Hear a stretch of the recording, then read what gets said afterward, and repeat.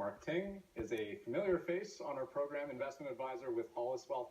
And you're here to give us some financial advice, investment advice that even a child could understand. Because tell me, what does Brexit have to do with your 11-year-old son?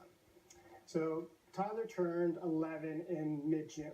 Right. And this year I thought I'd do something different. So instead of getting a regular present, I figured, Tyler, you're old enough to make your decisions. I'm going to buy you a stock.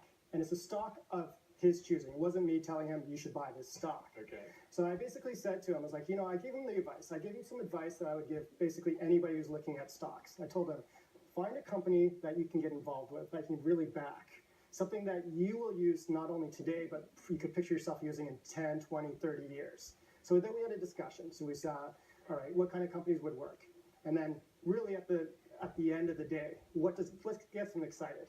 And it was Star Wars, it was Wolverine, it was Darth Vader, it was Disneyland, Mickey Mouse. Yeah. So he chose Disney stock. Okay.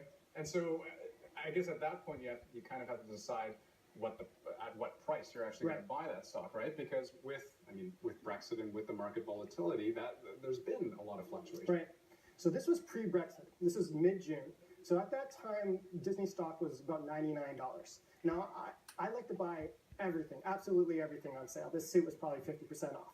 So same thing goes with stocks. So when we looked at it, it was like, okay, we could buy it today on your birthday for $99, but what's the hurry? Let's try to be a little patient for this. So what we did is we put in a bid for $95, so a little bit of a $4 discount. And what that means is it's in there. If the stock ever hits 95, automatically it's sold, and Tyler becomes the newest partial owner of the Walt Disney Company. And it did go down? It went down the day after Brexit. Okay. So what happened was lots of selling pressure. The stock markets went down, and it went from $99 to hit 95. And I told Tyler, hey, you got the stock. Yeah. He's happy for like 10 seconds. And he calls me. He's like, well, if I sold it today, how much would it worth? And I said, well, it actually kept on going down. Right. So now he's off $1. He wasn't too happy about that, and he wanted to sell. And so, how do you deal with that, right? Because that is a pretty common thing. Never mind dealing with a kid of 11 years old. For an adult, that's a scary thing to have happen. Exactly. No one wants to lose money, and we're very emotional. But I said to him, I was like, hey, let's talk about this. What changed today compared to 2 weeks ago when you loved the stock? Do you think just because the UK might leave the EU, that people aren't going to get all excited about the next Wolverine movie? People aren't going to line up and dress up for the next Star Wars movie? People aren't going to go to Disneyland? Now, if you still think people are going to do that decades from now, a week from now, then why sell? Nothing's really changed in your life. So that's what he did.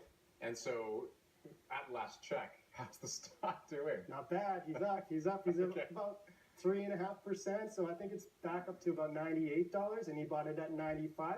So 3.5% in 2 weeks, that's pretty good. You'd have to keep your money in a bank for like a couple of years to earn that return. Sure.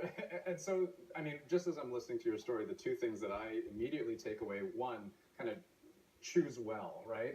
Pick your company, but also is it be in there for the long haul? Yeah. That's kind of the common advice we always give. Right. So the one thing I would say is choose a company that you believe in and there's a story you can identify with.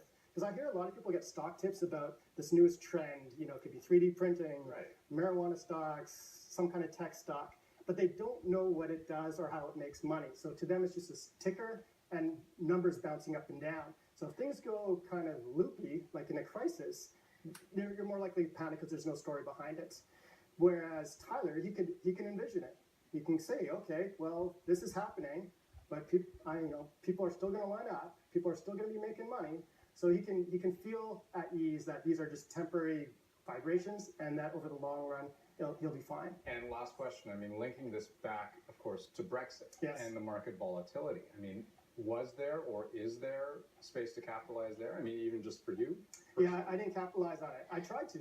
So the same day everything was going down, I always have a watch list. So these are stocks that I really would want to own, but they're too expensive in my mind.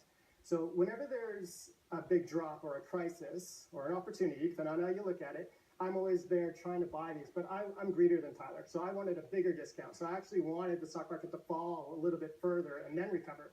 But with Brexit, it just went literally down 2 days and then right back up 2 days. Right. But that said, it doesn't worry me because one thing about investment, like there's very few guarantees, but the one guarantee you can almost count on is there's going to be another crisis down the road, probably in the summer. So Mark. I'll have another chance. Maybe so. Mark, good to talk to you. Thank you.